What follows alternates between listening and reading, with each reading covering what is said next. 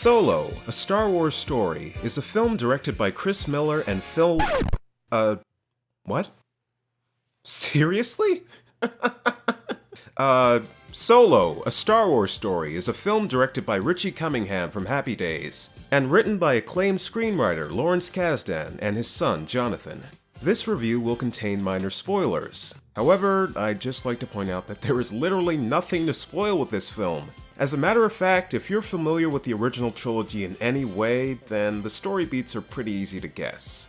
Now, for those of you who have been living under a rock, Solo is the origin story of Han Solo, the lovable smuggler from the original Star Wars trilogy. Han Solo. I'm captain of the Millennium Falcon. Now here's my hot take on this whole situation. Han Solo is not that interesting of a character. Don't everybody thank me at once.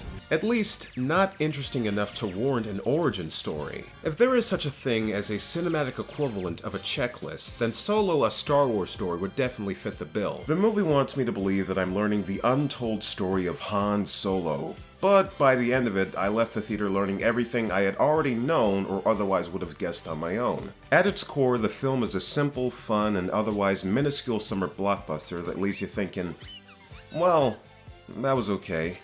It's inoffensive, there's no stakes to its narrative, and frankly, the film doesn't necessarily justify its existence. It has a terrible first act, dropping too much at us at once and leaves much to be desired. The second act is a bit of a slog, but certainly is where the plot starts going, and the third act was pleasantly surprising.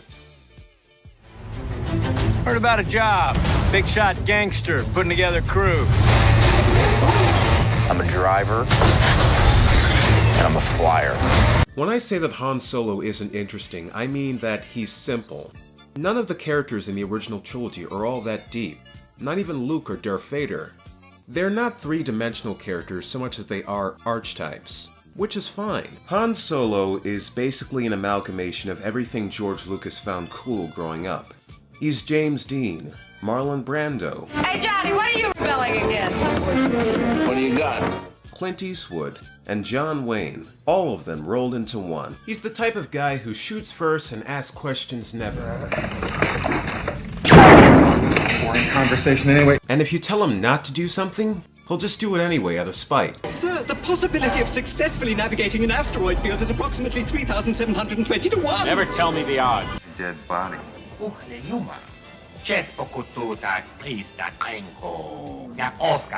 I bet you have. Sorry about the mess. I just don't see the point of trying to make an origin story about a character that doesn't really need one. And if you're going to do it, at least tell me something about Han Solo that I didn't already know. But again, by the end of this movie, you leave the theater learning everything you already knew or otherwise would have guessed on your own. And that may be because Han Solo is so simple that anyone with half a brain could have guessed what his origin story is. You might already be thinking that I hate this film. Actually, it's the complete opposite. I really liked it. It's just that I felt in some parts it was lacking and sort of holding back in a way, which is both a positive and a negative. It's a positive because I felt that the film was smaller in scope than the other recent films, which is a bit of a refresher. Ron Howard did a pretty great job to keep this film from feeling like a clusterfuck. I was honestly expecting another Suicide Squad or Rogue One, but the film's final product definitely feels coherent enough to where it felt like he was directing this from the get-go. It's hard to tell what was left from the Lord and Miller cut. And for that, I have to give Ron props. If anything, Ron Howard was more predestined to direct a Star Wars film than Chris Miller and Phil Lord. He has a close relationship with George Lucas, having appeared in American Graffiti, directing Willow, and at one point was one of Lucas's candidates to direct The Phantom Menace. The film has elements of a sprawling western mixed with a spy heist thriller, and he does a great job of keeping the action sequences pretty engaging. And although I do agree with the complaints that the pacing of the film is a bit sluggish, his slow-paced direction actually lends well to the actors' performances. Captain Lando Calrissian. Han Solo. Looks like you're having a good day. I'm a lucky guy. Can I ask you a question, Captain Calrissian? Anything, Han? It's Han, but that's okay. I heard a story about you. I was wondering if it's true. Everything you've heard about me is true. Speaking of performances, I actually really liked Alden Ehrenreich as Han Solo. You notice that freighter down there? You know what's on it? About 30 hired guns. All I gotta do is give them the signal, you're surrounded. Yes, he's not the Han Solo we all know and love. But you know what? He's not supposed to be. Alden does a great job of portraying a young, brash, and somewhat out-of-touch Han Solo. His interactions with Chewbacca proved to be some of the best parts of the film. Since when do you know how to fly? 190 years old? You look great. Speaking of Chewbacca, he's one of the best things in it. Although I never really had a problem with him, I can admit that Chewbacca being in the other films always felt like something mandatory. Although here he's a far more well-realized character and definitely gets a lot more to do. Woody Harrelson as Tobias Beckett was also great, but I felt that his character also didn't get much depth to him. Donald Glover as Lando Calrissian was pretty great, although I do feel that his performance was affected by the fact that he didn't get much to do in the film. And I was pretty disappointed that he was doing an impression of Billy D. Williams the entire time. I was really hoping he'd make the role his own.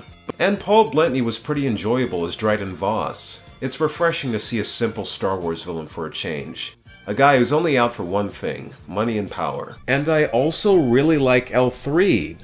I don't really see where all the complaints about her being the next Jar Jar Binks is coming from. She was pretty fun, and I liked her.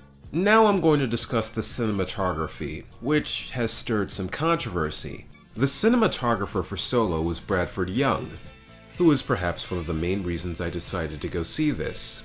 His works on films like Arrival, Selma, and The Most Violent Year were fantastic, Arrival especially. And you can see his mark on the entire film. Nearly every scene has these diffuse, low-key, and dim-lit environments. Then there's that element of haze, smoke, and natural light that's prevalent in most of his filmography. Unfortunately, I, like many people, had a bit of a negative experience with viewing the film in the theater. There were a numerous amount of scenes that felt underexposed, and I was a bit taken aback by that. With some research, I found that this is more so something to do with the state of projection in some theaters. I'm admittedly not an expert when it comes to theater projection, but according to some articles I read online, many theaters didn't properly calibrate the brightness of the projection, leaving a lot of detail in the shadows lost and caused the overall picture to look ugly. Plus, I saw the film in 3D, in a local theater that doesn't really have the best 3D projection. Bradford Young is a professional, and even the most amateur cinematographer would never let a numerous amount of scenes go underexposed,